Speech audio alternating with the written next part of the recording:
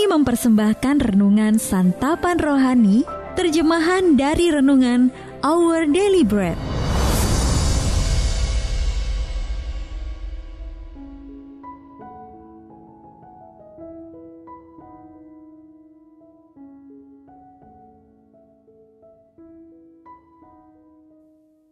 Sahabat ODB, pembacaan Alkitab hari ini terambil dari Efesus pasal yang kedua, ayat yang pertama sampai dengan ayat yang ke-10.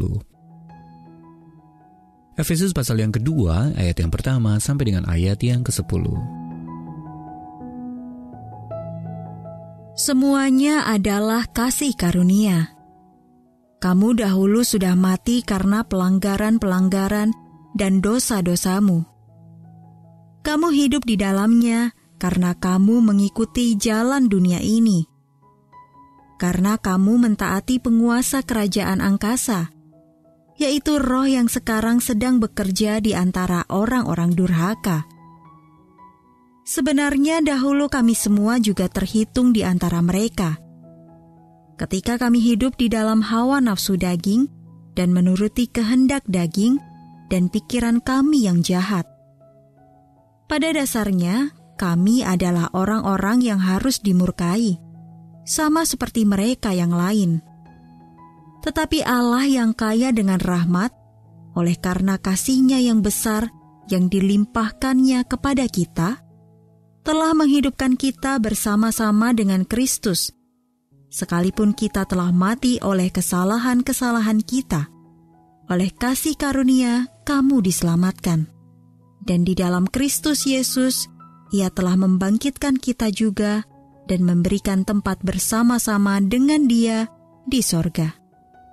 Supaya pada masa yang akan datang, Ia menunjukkan kepada kita kekayaan kasih karunia-Nya yang melimpah-limpah sesuai dengan kebaikan-Nya terhadap kita dalam Kristus Yesus. Sebab karena kasih karunia, kamu diselamatkan oleh iman. Itu bukan hasil usahamu, tetapi pemberian Allah. Itu bukan hasil pekerjaanmu. Jangan ada orang yang memegahkan diri.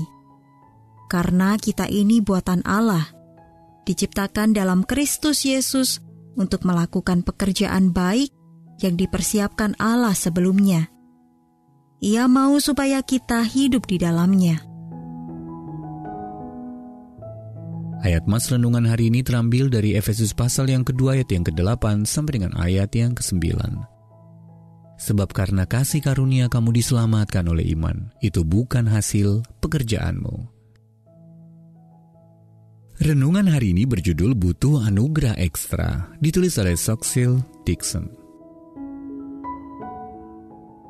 Sahabat ODB, sewaktu kami mendekor untuk sebuah acara gereja, wanita yang menjabat sebagai ketua tim dekorasi mengeluhkan pengalaman saya yang masih kurang. Setelah ia pergi, seorang wanita lain menghampiri saya. "Gak usah dimasukkan ke hati. Ia kami juluki sebagai BAE, butuh anugerah ekstra." Saya tertawa. Sejak itu setiap kali berkonflik dengan seseorang, saya akan menggunakan label tersebut. Bertahun-tahun kemudian saya duduk di gereja yang sama dan mendengarkan eologi bagi mendiang wanita yang dijuluki BAE tadi. Pendeta bercerita bagaimana selama hidupnya wanita itu sangat murah hati dan setia melayani Allah dari balik layar. Saya pun memohon ampun kepada Allah karena telah menghakimi dan bergosip tentang wanita itu serta semua orang yang pernah saya juluki BAE di masa lalu. Saya sadar saya sendiri pun membutuhkan anugerah ekstra, sama seperti semua orang percaya lainnya. Dalam Efesus pasal yang kedua, Rasul Paulus menyatakan bahwa pada dasarnya, semua orang percaya adalah orang-orang yang harus dimurkai. Namun, Allah menganugerahkan bagi kita keselamatan, anugerah yang tak layak kita terima, dan yang tak akan pernah mampu untuk kita peroleh sendiri. Supaya jangan ada orang yang memegahkan diri. Tidak seorang pun. Ketika kita berserah kepada Allah dalam setiap momen di sepanjang perjalanan kehidupan ini, Roh Kudus akan berkarya untuk mengubahkan karakter kita sehingga kita dapat mencerminkan karakter Kristus. Sesungguhnya setiap orang percaya membutuhkan anugerah ekstra. Namun kita bersyukur bahwa kasih karunia Allah cukup bagi kita. Sahabat ODB, pernahkah Anda menghakimi orang lain karena ia membutuhkan anugerah ekstra? Dalam hal ini, apakah Anda memerlukan kasih karunia Allah saat ini? Mari kita berdoa. Allah Bapa, mampukanlah aku untuk meneruskan anugerah kepada sesamaku dengan cuma-cuma dan berlimpah. Seperti Engkau telah mencurahkan kasih karunia-Mu yang melimpah ruah kepadaku. Amin.